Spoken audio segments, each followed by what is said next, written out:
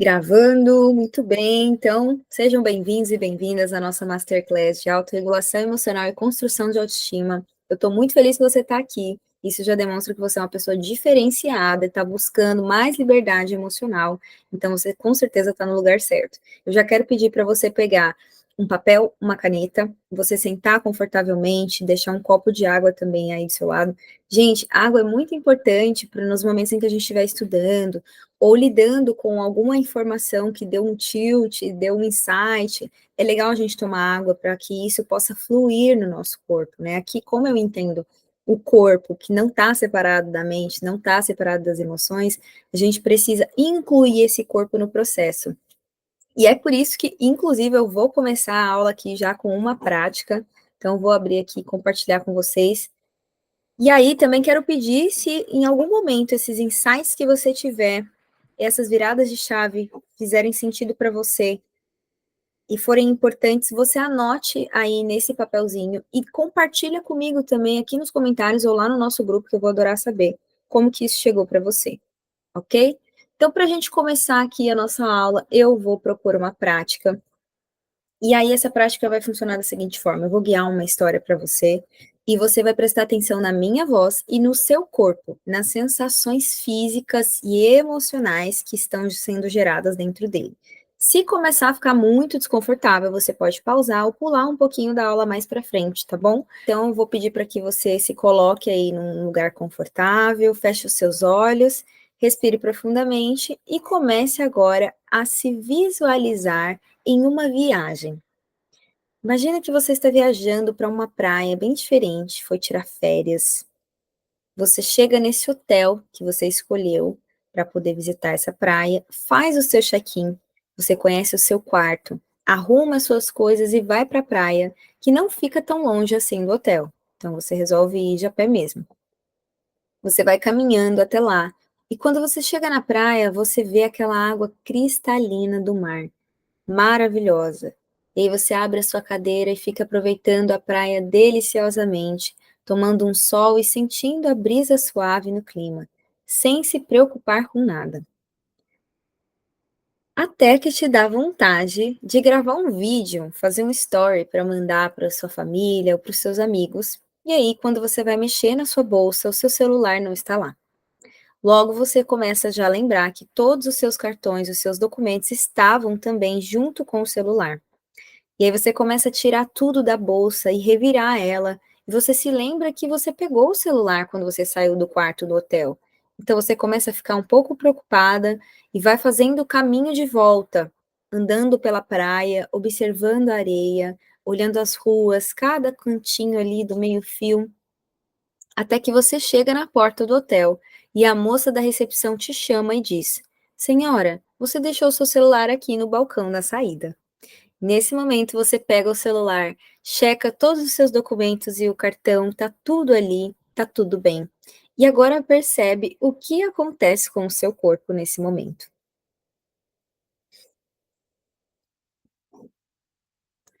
Percebeu? Então volta para cá que a gente vai conversar sobre isso. O porquê que isso acontece, né? Por que que nesse momento em que a gente está contando, a gente vai entrando nessa história, a gente vai sentindo diferentes sensações. Algumas pessoas vão sentir mais, algumas pessoas vão sentir menos. Quem tem um sistema nervoso mais sensível, quem é uma pessoa mais sensível, naturalmente vai ter essa abertura para sentir mais, para se conectar mais com as histórias, com o imaginativo, a criatividade. Porém, tudo que é real um dia foi imaginado. Então, eu gosto muito dessa frase, gente, porque ela fala sobre isso, né? Sobre a necessidade da gente sonhar, a necessidade da gente visualizar aquilo que a gente quer executar. Porque a partir do momento em que a gente visualiza aquilo, o nosso cérebro ele começa a engrenar aquilo para realização. Tá? Então, a nossa mente aqui, ela não distingue o real do imaginário.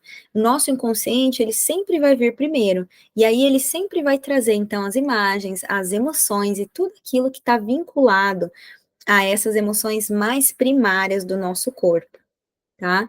Então, aquele momento, por exemplo, que você vira e fala, não vou errar, não quero mandar mensagem, não vou fazer aquilo.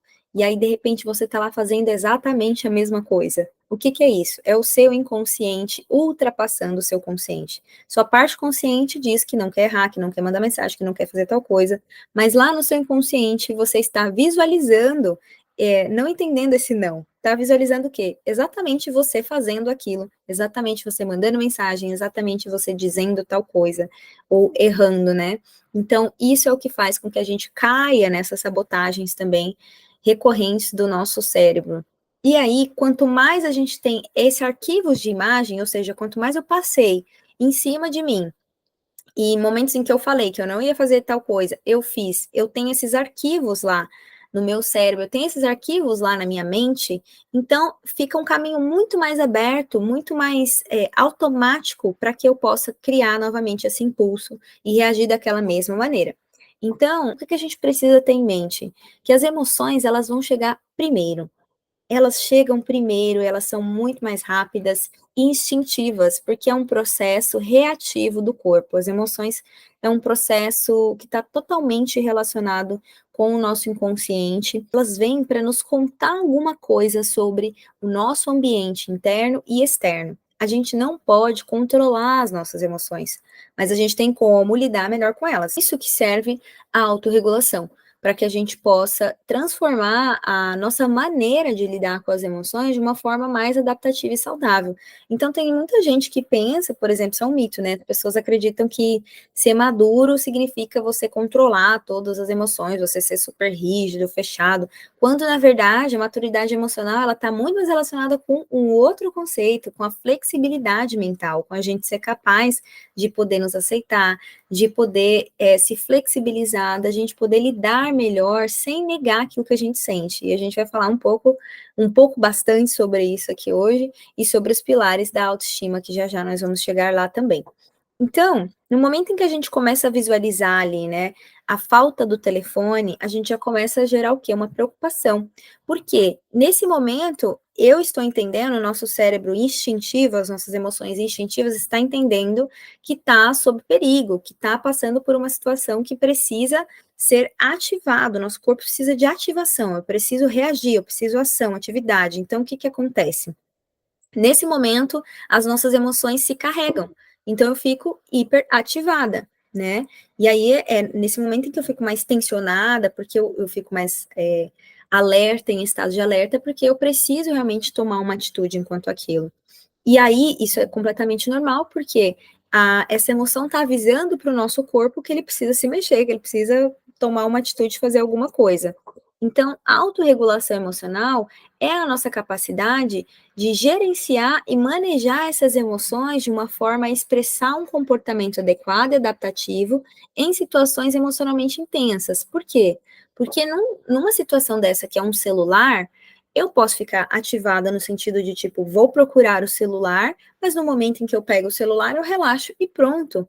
Porém, tem várias situações e várias pessoas que têm aí o seu sistema nervoso já muito sensibilizado por situações traumáticas, por feridas abertas não processadas, que diversas situações no dia a dia, a pessoa tem uma curva de ativação, como nesse gráfico aqui, muito maior do que seria realmente o adequado. Por exemplo, uma amiga não me respondeu a minha mensagem. Eu vi que ela tá online e ela não me respondeu. E aquilo vai me gerando uma hiperativação, eu vou ficando ansiosa, eu vou ficando nervosa, aquilo vai tirando o meu sono, eu vou ficando num estado de tensão absurdo. E quando o fato, a realidade é o quê? A pessoa não respondeu a mensagem. Porém, a minha mente, o meu corpo, as minhas emoções, elas estão completamente ativadas, porque isso remete a outros momentos de insegurança, de feridas lá atrás. Então, a autorregulação, ela proporciona com que a gente tente manter essa curva de ativação e de hiperativação também, mais no meio, tá? Que a gente consiga encontrar esse caminho do meio dentro de nós. Então, imagina que é como se você fosse uma plantinha num processo de desenvolvimento, tá? Se você rega essa planta demais, você vai carregar ela demais. Então, você vai, como se você desse muita. Imaginando aqui que a água, né, é essa vida emocional. Se você rega demais a planta, você carrega ela excessivamente, ela não consegue filtrar toda essa água. Então, ela vai ficar estagnada por alguns dias, e se tiver sorte e calor, a água vai evaporar e aí ela de novo vai começar a se desenvolver depois, vai voltar a respirar. Assim como se essa plantinha ficar com o solo seco por muitos dias, ou seja, sem receber nenhuma vida emocional, nenhuma água, ela vai se descarregar também, ela vai ficar hipoativada, né? Então ela vai reduzir o seu nível de ativação e vai descer demais. E aí ela vai ficar murcha, seca, ríspida. Por quê? Porque aí vão caindo cada vez mais folhinhas, né?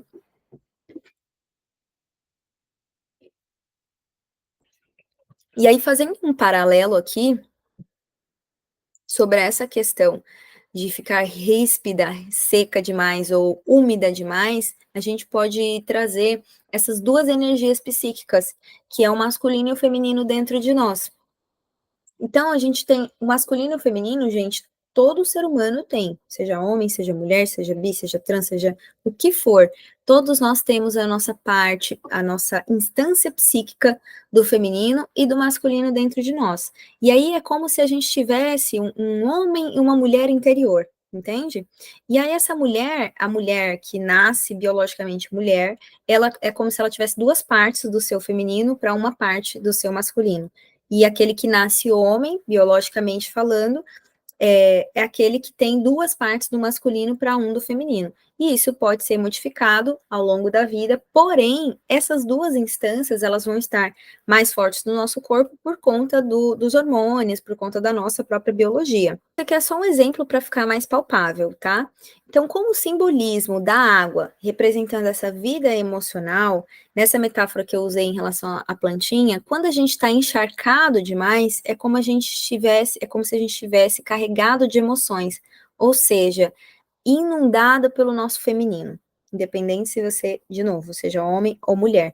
E o que que é esse feminino? Vida emocional. Quando a gente está inundado por vida emocional, a gente acaba ficando mais introspectivo, a gente acaba ficando mais apático, mais deprimido, mais depressivo, mais vitimizado, culpado, estagnado, né? Assim, como a gente está sem essa água, sem essa vida emocional, ou seja, a gente está nessa polaridade do masculino dentro de nós, a gente acaba ficando muito mais seco, muito mais árido, voltado para o externo, voltado para buscar as coisas, cheio de raiva e de controle. Então, fazendo esse paralelo aqui, só para vocês compreenderem o quanto que a gente tem essas partes dentro de nós e que essa vida emocional, ou seja, as nossas emoções, elas vão ditar o quanto que a gente está num feminino, quanto que a gente está num masculino e o que que a gente precisa naquele momento. Porque o ideal para que a gente possa chegar a uma maturidade e a gente consiga encontrar leveza na nossa vida é que essas duas partes elas estejam conversando, que elas estejam como uma dança mesmo dentro de nós, tá bom? Então, tanto um extremo quanto o outro aqui vão provocar reações desadaptativas na nossa vida. E aí é onde entra. Deixa eu tomar uma aguinha aqui, tô ficando rouca. Nossa, gente, fiquei rouca do nada. Falei o quê? 10 minutos só? Até agora, nem sei quanto tempo que deu.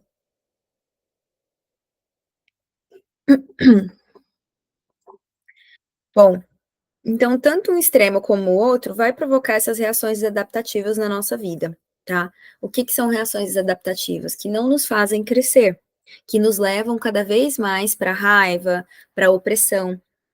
E aí é onde entra a regulação, para quê? Para a gente encontrar esse eixo, para a gente conseguir encontrar essa harmonia entre essas duas partes de nós, entre esse alto e esse baixo. E aqui, para a gente encontrar essa harmonia da quantidade de água, e para cada planta, que é uma coisa diferente, então é válido falar isso, né? Usando agora aqui, falando em termos de humanos que somos, cada pessoa tem a sua história, cada pessoa tem o seu solo que foi cultivado. E esse solo vai fazer muita diferença na quantidade de água, de sol, do que é que essa pessoa precisa para se nutrir. Essa é a nossa individualidade e isso precisa ser muito respeitado. Inclusive, quando a gente vai falar de autoestima, a nossa essência, que é a nossa história, tudo aquilo que é importante para nós, isso precisa vir em primeiro lugar, a partir de qualquer coisa que a gente for fazer para cuidar dessas necessidades emocionais. Então quando a gente entende que a gente é sementinha e os nossos cuidadores são as nossas primeiras referências de autorregulação, que é feita através do quê? Através da segurança que eles nos oferecem, então a gente começa a compreender um pouquinho mais sobre o começo da nossa autoestima. E aqui entrando, falando um pouquinho mais da teoria do apego, né, de Bowlby, ele foi um psiquiatra, psicólogo, fez vários estudos observando crianças nos seus primeiros estágios de vida. Ele notou que uma das características importantes para a criança desenvolver a segurança e a confiança para explorar o mundo era ter acessibilidade e confiabilidade naquele que cuidava dele. Então, a figura de apego é aquela com quem a criança tem liberdade de se expressar, expor seus sentimentos, emoções, medos e inseguranças. E aí, por isso que é tão importante, gente, que não somente na família, mas nos primeiros anos de vida, por exemplo, na creche, com as pessoas que essa criança, que nós convivemos como quando éramos criança, a gente tivesse as nossas necessidades atendidas, que esse cuidador, essa cuidadora que estivesse conosco, soubesse estar atento às necessidades dessa criança, atendê-las e respeitar também a singularidade de cada criança, que é isso que a gente está falando da plantinha, né? A singularidade de cada um. Então, por exemplo, tem criança que, vamos supor, pode ter alguma limitação física, pode ter alguma limitação em relação à alimentação, então tudo isso, conforme a criança vai encontrando espaço seguro para ser quem ela é, isso vai moldando o início da nossa autoestima.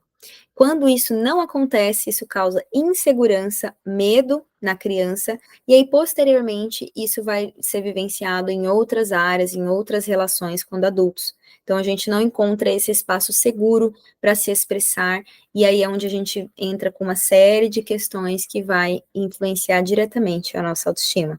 Aqui já deu para entender como essa relação de regulação emocional afeta bastante nessa construção de autoestima, né? Então, antes da gente começar aqui, falar propriamente dito sobre a construção de uma boa autoestima, eu quero lembrar para vocês eh, que quando a gente é pequeno, a gente está totalmente dependente dessas figuras paternas e maternas ou desses cuidadores para oferecer essa segurança física, emocional, mental para nós ali. A maioria de nós não tivemos isso. E isso não significa que você não era amado pela sua família, tá bom? Isso é muito importante. Porque muitas vezes a gente teve todo o amor do mundo, tem crianças que são super desejadas, tem crianças que não são planejadas, mas quando chegam recebem muito amor. Mas, enfim, independente do amor ou do não amor que você teve, você recebeu a vida, que é uma demonstração maravilhosa de amor, né? Porque se nós estamos vivos aqui, isso com certeza consta amor na vida, porque ela poderia ter sido interrompida em algum momento e você poderia não estar aqui hoje assistindo essa aula. Então, se você está aqui, consta amor. Porém, a maioria dos nossos pais não tiveram, não receberam isso também dos pais deles. Esse apego seguro e essas instruções de como ofertar isso, né, de como atender melhor essas necessidades, identificar. Por quê? Porque eram adultos que nem eles sabiam identificar as próprias necessidades, nem eles sabiam muitas vezes dar nome aos sentimentos, para poder educar a criança, né? A mulher, o homem, ele aprende sobre as emoções a partir do que o cuidador fala, a partir do que o momento, então, a criança, por exemplo, está chorando, está triste, é o cuidador que vai chegar e vai falar: ah, você está triste porque isso e isso aconteceu, ou não, você está com raiva por conta disso e disso. Então, a gente vai aprendendo emoções, a gente vai entendendo o que, que é que eu estou sentindo através dessa figura. Então, se eu não tive isso lá na minha infância, a probabilidade é que eu também não vou ter isso hoje em dia. Mas a boa notícia é que a gente pode resolver isso hoje em dia, resolver não, desenvolver isso hoje em dia, nos tornando pai e mãe de nós mesmos, aprendendo a nos regular e a construir uma boa autoestima. Então, para a gente passar aqui já para a próxima página, antes da gente passar aqui para o próximo tópico, se está fazendo sentido essa aula aqui para você, avalia aí, deixa seu like. Espero que você já tenha tido alguns insights positivos aí. Toma água, não esquece. E bora continuar agora.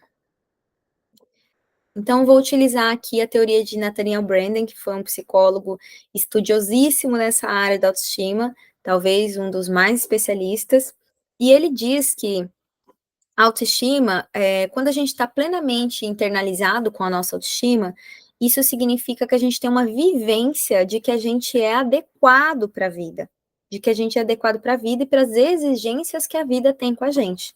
Então, isso não significa, igual muitas pessoas falam, acreditam, né, que essa autoestima está relacionada com ser arrogante, com responder da maneira que você quiser, eu faço o que eu quero e que se lasque todo mundo. Não é sobre isso, mas é sobre a gente ter um bom senso, porque na verdade isso vai nos contar, né, mais para frente a gente vai ver isso, mas isso vai contar o quanto a nossa autoestima, na verdade, está enfraquecida. Se eu preciso o tempo inteiro estar ali provando alguma coisa, ou então se eu também não me posiciono.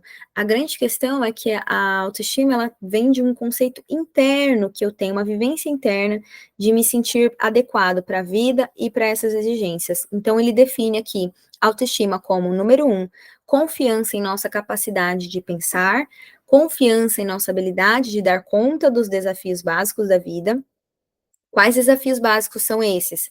Desafios básicos: fazer amizades, me comunicar, encontrar, conseguir me bancar financeiramente, conseguir me bancar em outras circunstâncias. Então, isso são desafios básicos, né? Que está na base, a gente precisa disso para poder se desenvolver. E dois, confiança em nosso direito de vencer e sermos felizes. A sensação de que temos valor e de que merecemos e podemos afirmar nossas necessidades e aquilo que queremos alcançar, nossas metas e colher os frutos de nossos esforços. Então, aí ele vai falar sobre os 6 pilares da autoestima, que é a proposta dele aqui é dizer falar sobre esses pilares como práticas que a gente precisa vivenciar, ter atitudes, tá? Então, o Nathaniel, ele entende a autoestima como uma vivência a partir das atitudes que a gente tem. E aí eu vou falar um pouquinho sobre esses pilares aqui, e eu quero que você pense aí como você pode aplicar isso na sua vida. Então, o primeiro pilar é a atitude de viver conscientemente.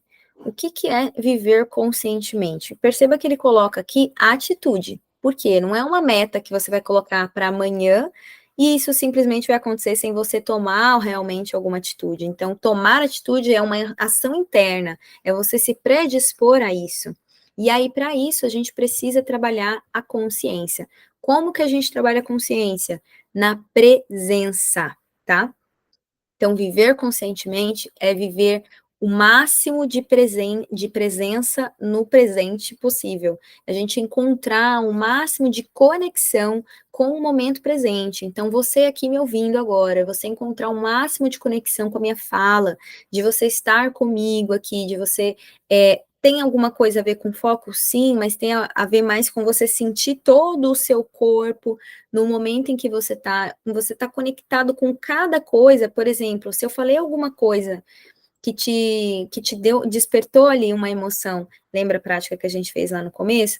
Você ficar atento a isso, porque aquela prática que a gente fez no começo foi algo guiado em uma situação imaginária, mas constantemente no nosso dia a dia a gente está vivenciando situações em que as nossas emoções elas estão fazendo isso, elas vão em cima, elas vão embaixo, e aí se a gente está atento, se a gente está consciente no nosso corpo, se a gente está consciente na nossa mente, no que eu estou pensando em relação a isso, no que eu estou sentindo, o que, que é que o meu corpo está me contando, que às vezes eu nem sei qual que é o nome desse sentimento, mas eu percebo que eu estou tensa, eu percebo que eu estou sem ar. Então, tudo isso é trazer consciência para o momento presente, é eu vir para cá e me sentir inteira dentro do meu corpo, tá?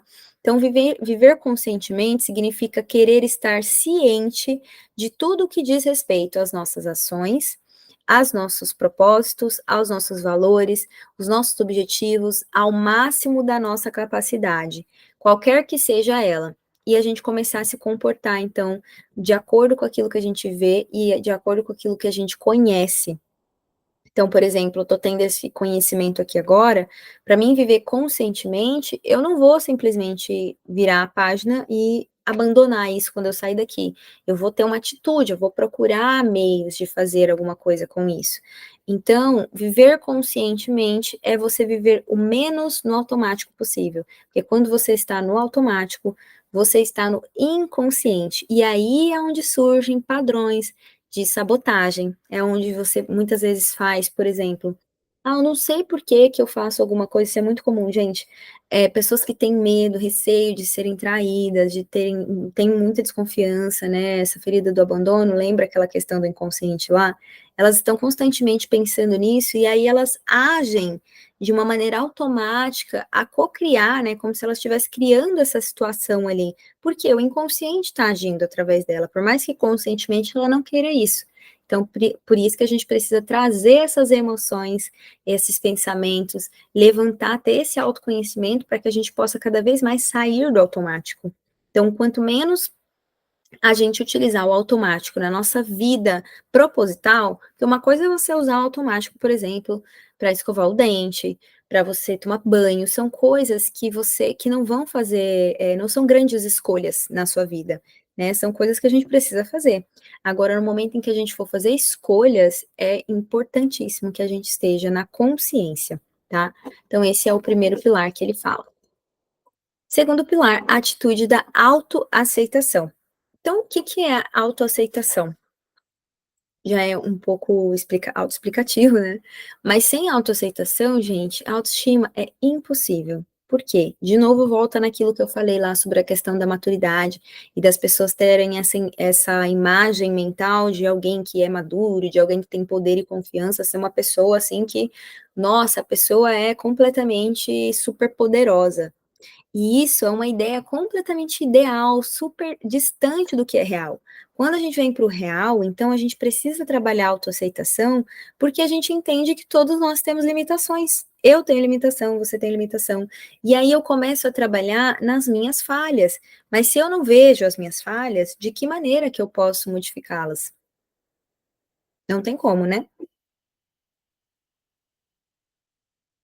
Então, enquanto a autoestima é algo que a gente experimenta, conforme a gente vai vivenciando isso, a autoaceitação é algo que a gente faz, tá? É algo que a gente precisa estar ativo para realmente olhar, se deparar com aquilo, né, com a consciência, e aí você ter essa atitude de autoaceitação, de dizer sim para isso, de dizer sim para aquele defeito que você acredita que tem no seu corpo, de dizer sim para aquela questão na sua personalidade. Por quê, gente? Porque isso diz respeito muitas vezes ao que estava lá atrás, a quando a gente começou a nossa vida lá nos nossos cuidadores, lembra? Então, muito dos nossos comportamentos indesejáveis, eles nasceram lá atrás, na nossa inconsciência, no nosso período de criança. Não tem como a gente modificar eles hoje em dia se a gente não aceitar que foi como tinha que ter sido, que foi o melhor que os nossos pais puderam ter nos feito, e que hoje sim a gente ainda tem, a gente ainda vai ter sempre alguma resistência ou outra, mas que a gente pode fazer escolhas, tá? Então é a partir desse comportamento de dizer sim e dizer que eu tenho valor, independente se eu tenha defeitos, independente se eu tenho as minhas limitações. Então, autoaceitar-se está muito relacionado com o valor que a gente tem, porque aí a gente para de associar uma parte nossa, né, alguma limitação nossa a tudo. Porque o que a gente entende muitas vezes é que se eu aceitar essa parte minha aqui, quer dizer então que eu vou me tornar isso aqui, eu vou ser isso aqui para sempre. Não quer dizer isso, gente. Quer dizer que você está reconhecendo uma parte sua que precisa de um cuidado, que precisa ser trabalhada, que precisa ser olhada, tá? E isso não quer dizer que você vale menos, não quer dizer que você não é capaz. Isso é muito importante. Então, quem se rejeita e não se aceita não tem futuro promissor, tá? Por quê? Porque a gente vai viver focado no erro e na crítica. Então, talvez essa seja uma das práticas, assim, mais difíceis, que começa com a gente. Por que que a gente não aceita tantas coisas no mundo, né? Porque a gente tem muita dificuldade de aceitar o nosso mundo interno. Então, essa é uma das coisas que a gente projeta aí fora. Então, essa ideia de se autoaceitar é a ideia de ser amigo de si mesmo, de compreender. Imagina se você tem um amigo seu que ele fala: "Nossa, eu não consegui fazer, sei lá, não consegui passar na prova do vestibular. Eu sou um burro, eu estudei 6 meses e tudo mais". Como você falaria com esse amigo? Você diria para ele que: "Não, você realmente é muito burro, você não fez o que você tinha que ter feito", ou você ofereceria compaixão, você diria: "É, realmente você não passou, mas tá tudo bem, tô aqui, vamos tentar de novo". Essa é a ideia, a gente se aceitar e a gente fazer as pazes com a gente e poder ser cada vez mais amigos e não inimigos de nós mesmos. Terceiro pilar, a atitude da autorresponsabilidade. Então, a atitude da autorresponsabilidade já é também muito explicativa, né, mas ele refere à atitude de ser responsável pela realização dos nossos desejos. Então, a partir do momento em que eu quero alguma coisa, que eu consigo visualizar alguma coisa, eu me torno responsável quando eu começo a direcionar os meus esforços de acordo com aquilo que eu desejo. Então, eu deixo de culpar os meus pais, eu deixo de culpar o governo, eu deixo de culpar os meus amigos, eu deixo de dizer que a culpa é do outro. Ah, porque o meu marido isso e não aquilo. Então, e a minha parte nisso? Qual que é a minha responsabilidade nisso? É claro, gente, que uma relação envolve duas partes, mas muitas pessoas às vezes acabam se envolvendo em relações aonde elas se veem, sempre como vítimas, né, e vítimas não prosperam, e isso é importante a gente deixar claro, né, tem 2 professoras minhas que falam muito sobre isso, sobre a vítima não poder prosperar, por quê? Porque ela tá nesse lugar de autoimportância. E aí quando a gente tá no lugar de autoimportância, ou seja, como se a gente estivesse no pedestal lá, sendo Deus, né, a gente não tem defeitos, então já começa ali, não me aceito, porque eu não tenho defeitos, e aí, naturalmente, eu não me responsabilizo pelas minhas falhas, pelos meus defeitos, as minhas limitações, né? Defeitos, eu não gosto muito dessa palavra, nem sei porque eu tô falando isso. Eu prefiro limitações, porque eu acho que até as nossas próprias limitações elas são perfeitas num conjunto, porque é ali, normalmente é onde você vai fuçar dentro de processo terapêutico, gente, é dali, da dor da pessoa, daquilo que ela considera um defeito nela, que sai uma coisa assim maravilhosa, como uma lótus que nasce da lama, sabe? É dali que ela tira força, que ela recria a história dela, depois que ela começa a fazer isso aqui, ó, fazer as pazes com ela mesma e se responsabilizar por essa mudança. Então, bom, eu não gosto de como eu sou no momento, tem algumas coisas em que eu me sinto insatisfeita, então eu começo a me responsabilizar. É aquilo que, por exemplo, bom, essa pessoa, na minha relação, eu tô vendo que ela não tá se retribuindo, então eu me responsabilizo por dizer, ó, fulano, eu tô insatisfeita com a nossa relação. Eu começo a bancar aquilo que eu sinto. Mesmo que isso não significa que a pessoa vai mudar, mas eu começo a me responsabilizar pela mudança que eu gostaria, ao invés de deixar o poder da mudança da minha vida na mão das outras pessoas. Porque cada vez que eu deixo de tomar uma escolha, cada vez que eu deixo de ser responsável, ao invés de me libertar, eu estou me aprisionando, me aprisionando ao julgamento de outras pessoas, me aprisionando às expectativas de outras pessoas e ao que elas são e não ao que realmente eu quero ou que eu gostaria. Então, autorresponsabilidade é um pilar super importante. Tem uma frase de um filósofo, eu até deixei aqui, ó, que ele diz: "Não me envergonho de mudar, porque não me envergonho de pensar". Então, quando a gente pode, pensar, a gente pode a gente pode pensar, a gente pode fazer mudanças. Então, naturalmente, quando eu me responsabilizo por alguma coisa, não preciso colocar aquele peso todo em cima de mim. Eu posso simplesmente, a partir do momento em que eu me responsabilizo, eu tiro o peso daquilo e fico com a força daquilo. Então, aquela força me faz proporcionar mudanças. Se eu não me responsabilizo, eu fico somente com o peso e aí, normalmente, eu quero colocar ele em outra pessoa, afinal das contas, eu sou aqui, perfeita, né, eu não erro, eu sou a vítima da história. Então, terceiro pilar, atitude de autorresponsabilidade. Quarto pilar, atitude da autoafirmação. Autoafirmação, não é necessariamente afirmações positivas, assim, por mais que isso seja útil também, mas é mais sobre internamente eu me afirmar para mim mesma. Então é a disposição de honrar as minhas vontades, de honrar os meus desejos, de honrar as minhas necessidades e valores. É de me tratar com respeito. A partir do momento em que eu me trato com respeito, eu estou me autoafirmando. Então, eu até coloquei um post Faz um tempinho já, mas eu gosto muito dessa frase, né? Eu sempre falo isso quando cabe, assim, nos processos terapêuticos, que é: eu ensino o outro como me amar ou como me respeitar a partir da maneira em que eu me respeito e que eu me amo. Então, se eu coloco um limite ali para o outro, e às vezes a pessoa vai falar assim: ah, mas eu tô colocando limite, a pessoa, ela tá ultrapassando o limite. Gente, aí volta no pilar da autorresponsabilidade. Se você colocou um limite e essa pessoa está ultrapassando o limite, qual que é a sua responsabilidade nisso?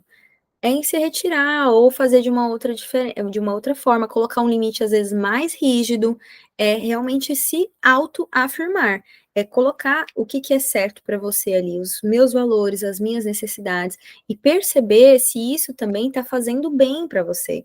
Porque essa autoafirmação aqui não é também sobre a gente ficar se autoafirmando como se o tempo inteiro as nossas qualidades, nossos valores, aquilo que é importante para nós fosse importante para todo mundo. Não é sobre isso, é sobre reconhecer, sobre honrar as minhas necessidades, mas eu também poder fazer, a partir disso, né, de eu conseguir me honrar, de eu conseguir olhar para os meus valores e necessidades, eu conseguir também olhar para o outro e poder dizer para ele: olha, isso é importante para mim, mas X, Y, Z. Porque é assim que a gente faz esse manuseio, esse equilíbrio.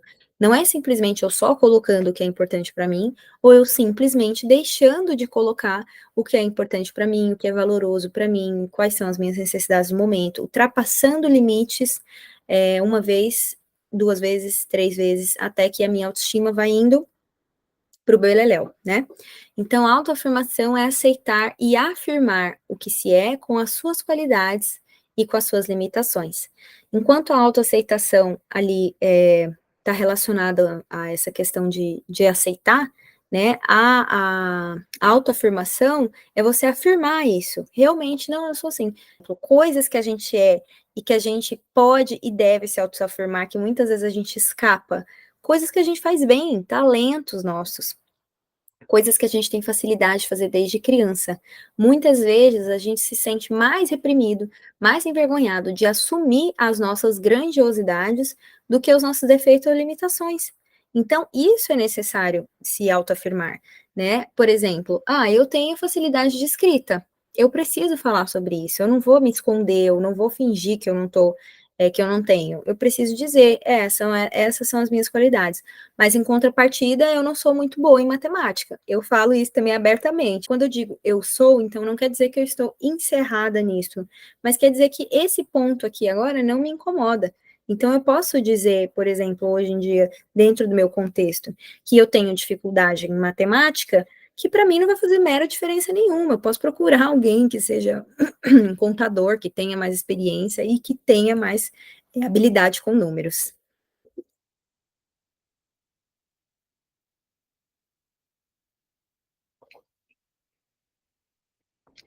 Então,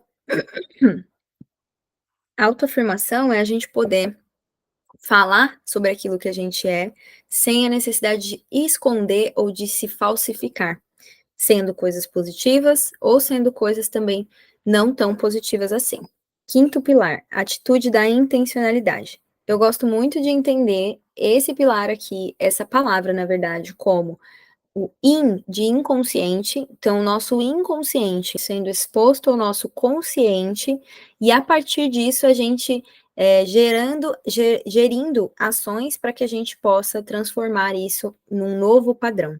Então, para mim, a intencionalidade é a grande chave da gente poder fazer mudanças. E isso começa, gente, vocês já devem ter percebido aqui que cada um desses pilares eles vão conversando entre si, mas o Nathaniel foi fantástico em separar cada uma dessas coisas, porque são coisas, sim, que a gente pode trabalhar de maneira diferente, e são coisas que, inclusive, eu gosto de trabalhar dentro do processo de terapia sistêmica, eu gosto de aplicar cada um desses pilares em determinados momentos, mas a intencionalidade, normalmente, é o que leva a pessoa já a procurar a mudança, né, o que leva ela a fazer parte de um novo processo de transformação, e aí, para aplicar, ter a atitude de intencionalidade, a gente precisa, então, trabalhar a autodisciplina.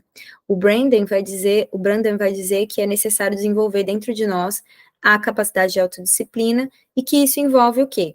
preocupar-se em identificar os atos necessários para alcançar os objetivos estabelecidos, monitorar o comportamento para que ele esteja em sintonia com esses objetivos estabelecidos, prestar atenção aos resultados dos próprios atos, para saber se eles levam ao que se quer chegar e se eles estão conectados com o nosso presente, pois assim a gente vai estar olhando para o futuro.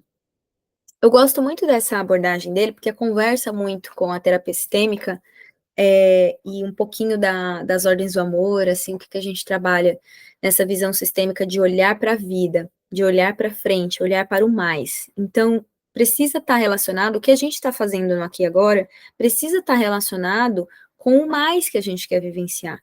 E aí entra novamente aquilo que a gente falou lá atrás, que se a gente não consegue visualizar, se a gente não, como tem aquela frase, né, do gatinho da Alice, para quem está perdido, qualquer caminho serve. Se a gente não consegue visualizar um próximo ponto, um mais da vida, a gente não consegue ter intencionalidade. E isso pode ser, gente, de pequenas escolhas, tá? Pode ser uma coisa assim, tipo, amanhã eu quero ter um dia melhor do que eu tive hoje. O que que eu posso começar fazendo? Muitas vezes começando agradecendo, tomando um copo de água. E isso já vai fazer uma diferença no meu dia. Só que aí, para praticar isso, que é a proposta que ele faz, né, de ter a atitude de intencionalidade, você precisa ter ali o seu objetivo estabelecido e fazer metas, pequenas metas, para você ir monitorando o seu comportamento. Então ele precisa estar em sintonia com o que você deseja, aonde você deseja chegar na sua vida, e isso precisa ser algo disciplinável, isso precisa ser algo replicável, onde você faz todos os dias, ou pelo menos com um mínimo de frequência, que te leve, te aproxime desse lugar onde você está vislumbrando lá na frente. E por fim, o pilar da integridade pessoal.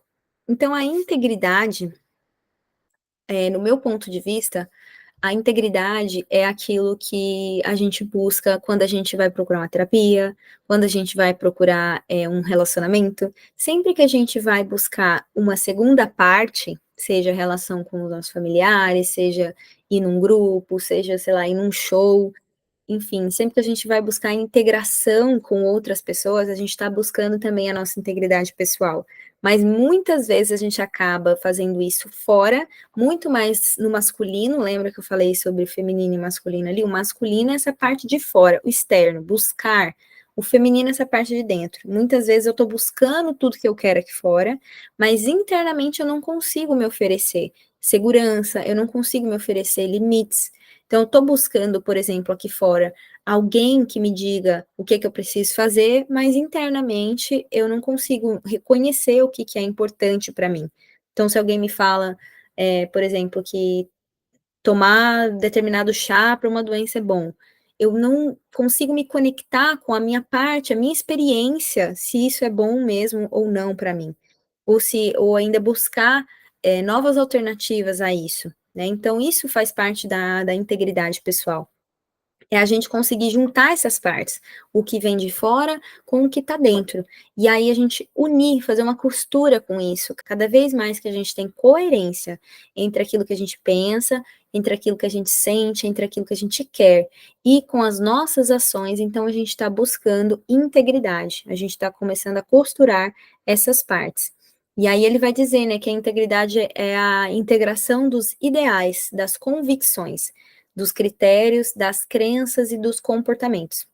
É você ser congruente com os seus atos, com os valores, com os compromissos e prioridades que são importantes para você.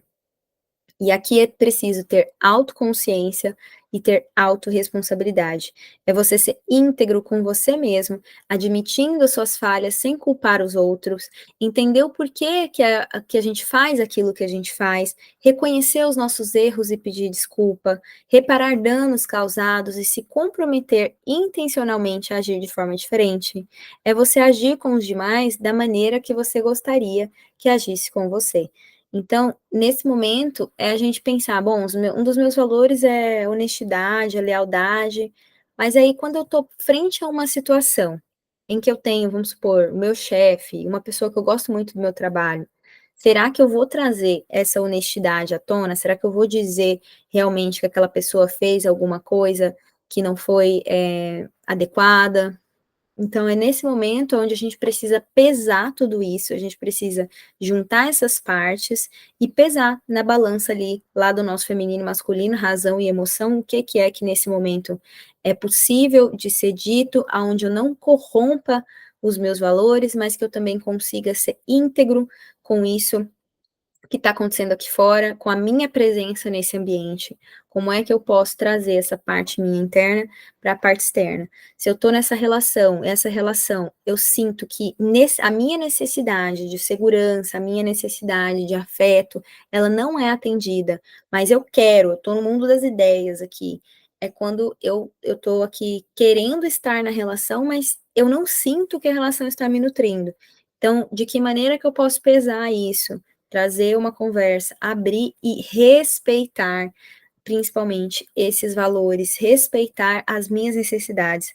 Porque isso aqui, gente, a falta disso, de integridade pessoal, leva a uma despersonalização, leva a gente a esquecer quem a gente é, e isso leva a uma dependência emocional, a codependência, enfim, diversas outras questões aí mais complexas, e que no fim nos leva ao adoecimento. Porque o adoecimento nada mais é do que a junção de todas essas emoções. Lembra que eu falei dos corpos lá? Então, aqueles corpos mentais, emocionais, e todas essas feridas continuamente que são mexidas, e todos esses limites que são continuamente ultrapassados, e tudo isso que vai sobrecarregando o meu corpo físico, que não tá, eu não vejo, né, mas isso tá acontecendo, e aí do nada aparece ali algum sintoma que já foi somatizado por essas diversas questões que eu deixei passar. Então, integridade pessoal é muito importante para que a gente possa ter autoestima viva e a gente possa se sentir digno. Realmente, a integridade é o último pilar, porque é onde a gente consegue também construir uma identidade sólida, onde a gente se afirma no mundo a partir daquilo que a gente realmente acredita, tá? Então, quando isso não acontece, isso vai resultar em quê? Em uma baixa autoestima, que nos leva a esquecer quem somos ou a querer provar quem somos. Tanto esquecer quanto provar, a gente está aqui em duas polaridades. Lembra dos extremos que eu falei lá atrás? O esquecer, simplesmente se abandonar, ou provar, tá ali na luta, no combate, precisar sempre estar se autoafirmando que não, e não uma afirmação interna, mas se firmando, né, fora, para provar que você é alguma coisa. Isso aqui, gente, é algo muito interessante, assim, porque quando a gente realmente tem essa autoestima construída, a gente se conhece, a gente sabe as nossas limitações, a gente sabe as nossas necessidades mais importantes, a gente sabe as nossas qualidades. Então, qualquer pessoa que chegar e falar alguma coisa para mim, não quer dizer que a gente não vai se importar, tá? Isso é uma fantasia, dizer que a gente não importa com a opinião dos outros. A gente importa sim, mas eu posso verificar lá nos meus arquivos se isso é verdadeiro, se isso não é verdadeiro. Se isso faz sentido, se isso não faz sentido, e o que eu vou escolher, lembra da autorresponsabilidade? O que eu vou escolher fazer com essa opinião que está chegando até mim, com essa crítica que está chegando até mim, porque eu posso escolher me apegar a ela, posso colocar ela na minha mochila e carregar ela pro resto da vida, ou eu posso escolher olhar para ela, trabalhar, ver se realmente aquilo faz sentido, se eu preciso modificar, ou se há alguma coisa que eu não quero modificar naquele momento, porque aquilo está servindo a um outro propósito na minha vida, e aí eu posso comunicar isso para outra pessoa, mas sem a necessidade de ficar, como se diz, botando o pau na mesa. Então, na sombra disso aqui, existe uma luta interna da mulher contra o fato dela se sentir obrigada a ser um objeto de desejo masculino. E o homem também encontra um pouco disso ainda com uma busca inconsciente de receber aquela aprovação, aquele apego lá na mamãe na primeira infância. Lembra que a gente estava falando lá da teoria do apego? Então, a gente vai buscar ser esse objeto de desejo, ser esse objeto que eu não tive lá atrás, né, mas que agora eu quero me tornar esse objeto, porque aí eu tenho um apego seguro, acredito fantasiosamente, eu me tornando o que essa pessoa quer que eu seja, então ela vai me amar, eu não vou perder ela, não serei abandonada, eu não serei rejeitada, e com isso eu vou abrindo mão da minha autoestima, e aí eu vou também cultivando uma relação fantasiosa com essa outra pessoa aqui, porque eu tô colocando ela num ideal, num pedestal, que não tem nada a ver com o que é o real, com o que ela tá me apresentando. Então, nesse conflito de se tornar o que o outro deseja para ser amado versus o que eu sou de fato, a minha essência, a minha autoestima vai indo para o ralo. E o senso de identidade também. Por quê? Porque aqui a pessoa, ela não tem uma identidade definida. Ela vai pulando de galho em galho, fazendo o que quer que o outro quer que seja, e aí ela não vai escolhendo nada, ou no momento em que ela vai escolhendo, ela escolhe com tudo, mas depois ela não sabe se aquilo está certo, lá dentro dela ela tem uma super dúvida. Então, ela vai cada vez mais se moldando. E aqui eu não estou falando também, gente, de fazer concessões dentro de uma relação amorosa, tá? É claro que quando a gente está numa relação, a gente vai precisar ceder em um momento, a outra pessoa vai ceder em outro, mas eu estou falando sobre essa constância, né? Sobre esse extremo. A gente está sempre fazendo isso, a gente está sempre se moldando, sempre sendo o desejo da outra pessoa, ao invés de assumir, de bancar aquilo que eu sinto, mesmo que aquilo naquele momento não esteja em concordância com o que a pessoa sente. Então a gente precisa começar a dissociar isso também, a dissociar opiniões de amar, de amor, de ser amado. Então, não quer dizer que porque eu não concordo com alguma questão que a minha amiga me trouxe ou que o meu namorado me trouxe, que eu não amo. Assim funciona com a gente também. Então, dessa maneira, a gente vai construindo um senso de autoestima muito mais sólido. E aqui entra também essa questão dos procedimentos estéticos, né, da compra de roupa, da compulsão por comprar, da compulsão por ter mais, porque a gente está sempre nessa busca externa. O que é que eu preciso me tornar agora para poder ser amada? Tá? Então, não é sobre você comprar alguma coisa que você acha bonito, não é sobre você fazer um procedimento, não é sobre isso, gente. É sobre como você se achar bonito ou bonito, na verdade, não faz diferença nenhuma na sua autoestima.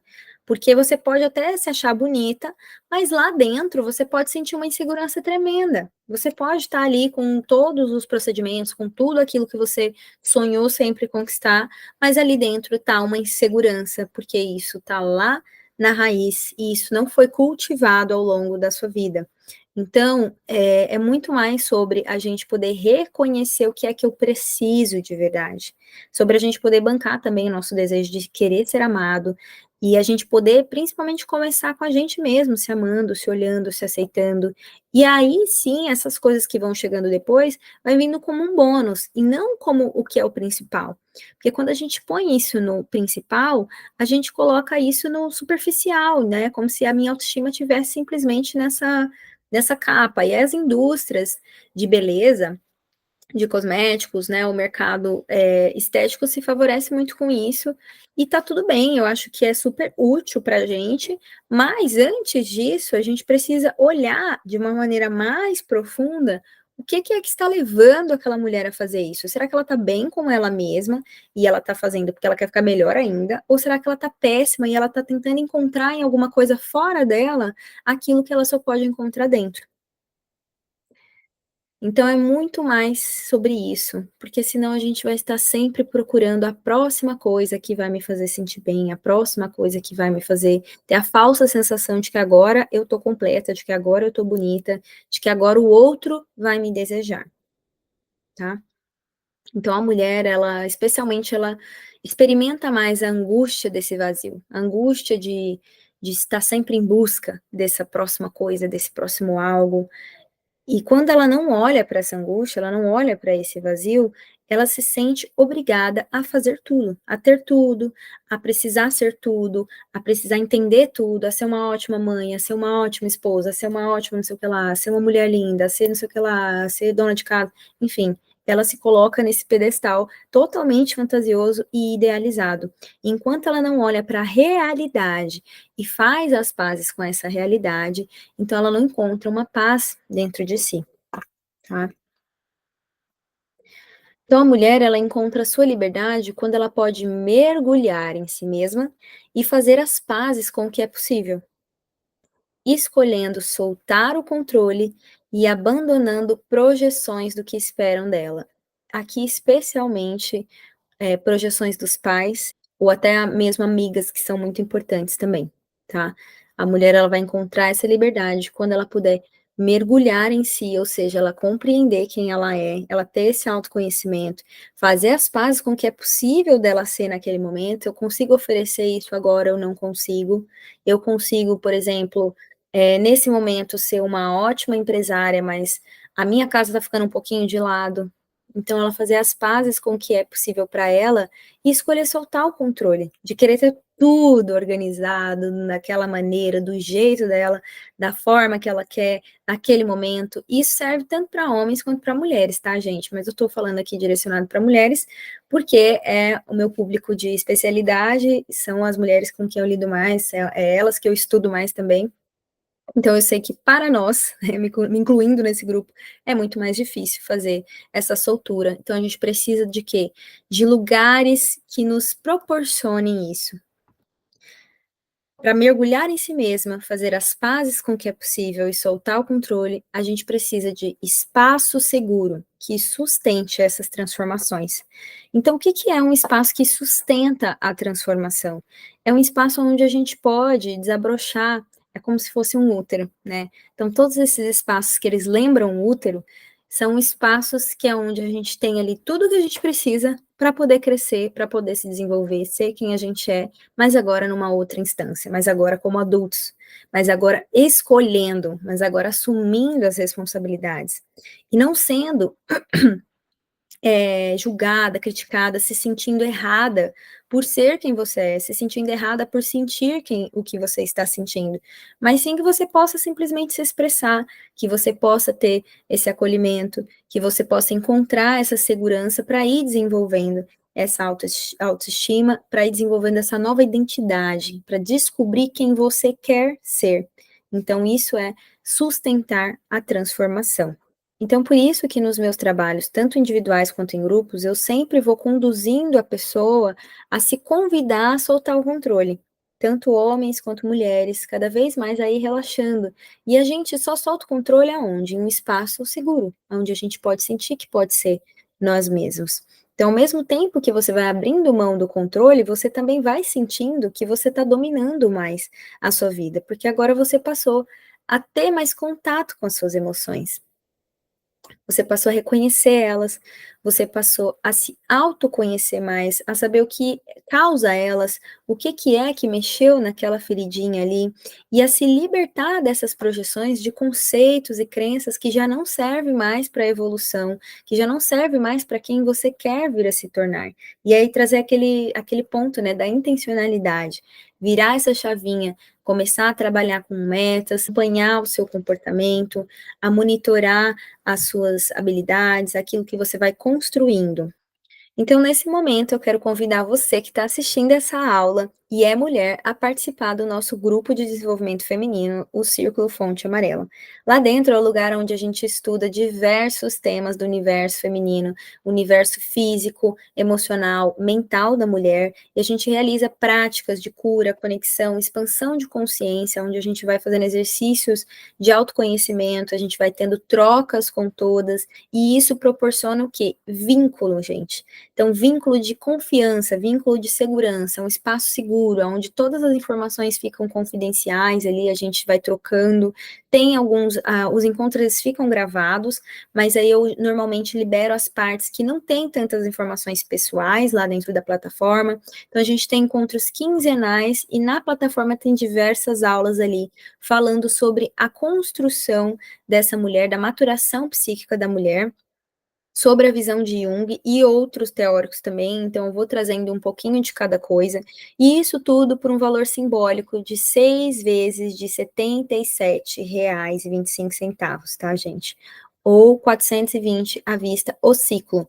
O que que é um ciclo? São 6 meses, então a gente passa esses 6 meses juntos porque é um processo, né? É um processo estrutural o círculo, então conforme você vai passando esse tempo, que você vai ganhando confiança, que você vai cada vez mais se entendendo, aprofundando no seu conhecimento sobre você mesma, e aí isso vai fazendo com que o processo seja muito mais transformador. Então, se você sente que chegou a hora de você mergulhar em você mesma, de você encontrar mais paz, mais liberdade emocional e vir para esse caminho do autoconhecimento, fortalecer a sua autoestima, praticar mais autorregulação emocional e fortalecer vínculo seguro, construir apego seguro, você pode, a partir do momento em que você terminar essa aula, clicar aqui embaixo, eu vou deixar o link da Hotmart, você pode entrar direto lá na plataforma, que você já vai ter aulas para poder assistir assim que você sair daqui, e assim que você sair daqui também, você vai me mandar um oi lá no Whats, porque eu quero te dar as boas-vindas, e eu vou te adicionar no grupo e marcar um encontro de alinhamento com você, que a gente sempre faz no início de cada ciclo,